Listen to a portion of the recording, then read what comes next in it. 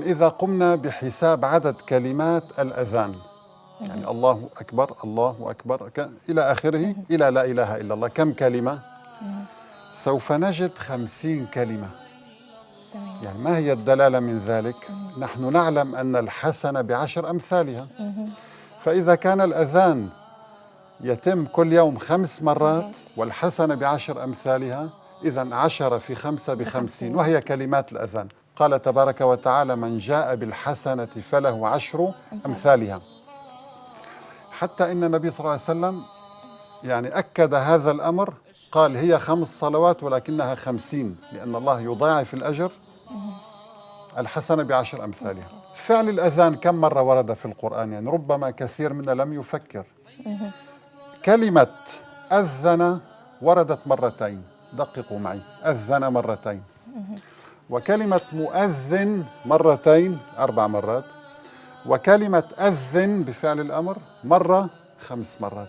إذن فعل الأذان ورد في القرآن كله 5 مرات بعدد مرات الأذان في اليوم والليلة. سبحان الله. الآن حروف اللغة العربية كم؟ 28 حرفا، الألف الباء التاء الثاء إلى آخره. هذه الحروف التي اختارها الله للغتنا اللغة العربية، وهي لغة القرآن. طيب، إذا طرحنا سؤالا أيضا جديدا: كم حرفا استخدم من حروف اللغة العربية في الأذان؟ هل استخدمت كل الحروف 28 أم حروف محددة؟ طبعا حروف محددة. عدد الحروف المستخدمة في الأذان 17 حرفا. طيب، هذا العدد ماذا يدل؟ إنه عدد الركعات المفروضة في اليوم والليلة. يعني نحن عندما نسمع أذان الصبح نصلي ركعتي الفرض. الظهر 4 أصبح المجموع 6. العصر 4 10. المغرب 3 13. العشاء 4 كم؟ 17. سبحان الله. يعني رب العالمين، يعني بالفعل الإنسان يخشع قلبه أمام هذا النظام، هذا التوازن الدقيق، أن الله اختار لحروف الأذان ليركب هذا الكلام الرائع، الأذان من اللغة 17 حرفا، وجعل عدد الركعات المفروضة 17. تأملوا هذا التوازن الذي لا يمكن أن يكون من عند بشر. طيب، الأذان يرفع على مدار العام. نحن نعلم أن السنة 12 شهرا. الله تعالى يقول: إن عدة الشهور عند الله 12 شهرا. عدد الشهور 12. طبعا المقطع الأول: الله أكبر الله أكبر الله أكبر الله أكبر، أشهد أن لا إله إلا الله، أشهد أن لا إله إلا الله، أشهد أن محمد رسول الله، أشهد أن محمد رسول الله، حي على الصلاة حي على الصلاة حي على الفلاح حي على الفلاح، الله أكبر الله أكبر، لا إله إلا الله. كم؟ 12. 12 مقطعا بعدد أشهر السنة. كأن الله يريد أن يقول لك أيها الإنسان إن هذا الصوت لا يمكن أن يتوقف على مدار السنة حتى يرث الله الأرض ومن عليها. سبحان الله. آخر مقطع في هذا الأذان ما هو؟ آخر مقطع لا إله إلا الله. كم عدد حروف لا إله إلا الله؟ 12 حرفا. يعني شيء سبحان الله، الإنسان يعجب من دقة هذا النظام. الأذان 12 مقطع وينتهي بعبارة هي خير ما قاله النبيون، كما قال النبي عليه الصلاة والسلام: خير ما قلت أنا والنبيون من قبل لا إله إلا الله. هذه العبارة 12 حرفا. سبحان الله. الأذان بماذا بدأ وبماذا انتهى؟ ربما نكرر الأذان ولكن لم ندرك هذه النقطة، يعني على الرغم من وضوحها. أول كلمة في الأذان هي الله، وآخر كلمة هي الله. أول كلمة الله أكبر الله، وينتهي لا إله إلا الله، إذن آخر كلمة هي الله. سبحان الله. يعني انظري، أراد الله أن يقول لنا إن هذا الأذان هو من عند الله تعالى. طيب، ما هي أكثر كلمة تكررت في الأذان؟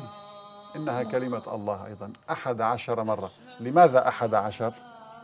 يعني لماذا هذا الرقم بالذات؟ لأنه هو العدد الوحيد في الأرقام الذي يتألف من 1 و1، ولا يقبل القسمة إلا على نفسه وعلى 1. كأن الله يريد أن يقول لك إن صاحب هذا الأذان هو واحد أحد سبحانه وتعالى. حروف الله ما هي؟ هي الألف واللام والهاء فقط، لام مكرر. أما كحروف لغة عربية الله اختار لاسمه 3 أحرف، ألف ولام وهاء. وحروف لا إله إلا الله أيضا ألف ولام وهاء. لاحظي نفس الحروف. لا يستطيع أي إنسان مهما بلغ من القوة والأدب والعلم أن يشكل لنا جملة هي أعظم جملة يتحدث بها عن نفسه، ويستخدم حروف اسمه فقط. لو قمنا بعد حرف الألف في الأذان كم مرة ورد في كل الأذان، سوف نجد 47 حرفا ألف تكرر 47 مرة. حرف اللام 45 مرة، تكرر حرف اللام في الأذان 45 مرة. حرف الهاء 20 مرة. الآن دعونا نجمع هذه الأرقام. 47 زائد 45 زائد 20 المجموع 112. لماذا 112؟ ما هذا العدد؟ إذا أردنا أن نعرف دلالات هذا العدد يجب أن نذهب إلى القرآن، لأن الذي قال الأذان وأنزل الأذان على قلب حبيبنا عليه الصلاة والسلام هو الذي أنزل القرآن. في القرآن الكريم اسم الله أين ورد؟ ورد أول مرة في سورة الفاتحة بسم الله الرحمن الرحيم، وآخر مرة في سورة الإخلاص والتوحيد قل هو الله أحد الله الصمد، هذه آخر مرة. سورة الفلق وسورة الناس لم يذكر فيهما اسم الله. إذن أول مرة ورد في سورة الفاتحة اسم الله، وآخر مرة في سورة الإخلاص. كم عدد السور من سورة الفاتحة إلى الإخلاص؟ 112 سورة، سبحان الله. نفس عدد حروف اسم الله في الأذان. يعني هذا هو التوازن في القرآن، يعني بين القرآن وبين الأذان. كما أن الله أحكم الكون وجعل كل شيء متوازن، جعل أيضا توازنا في هذا الكتاب العظيم.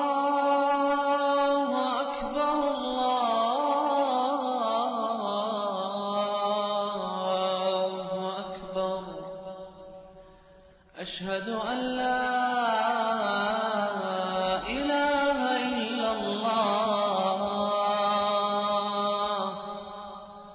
أشهد أن لا إله إلا الله،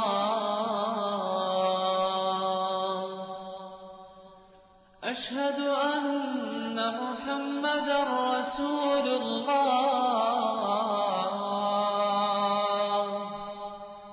أشهد أن محمدا رسول الله.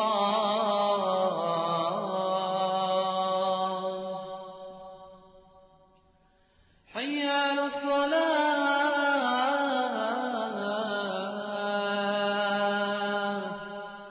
حي على الصلاة،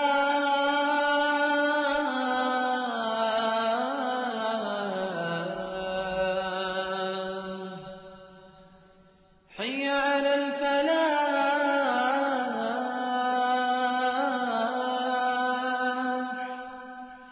حي على الفلاح.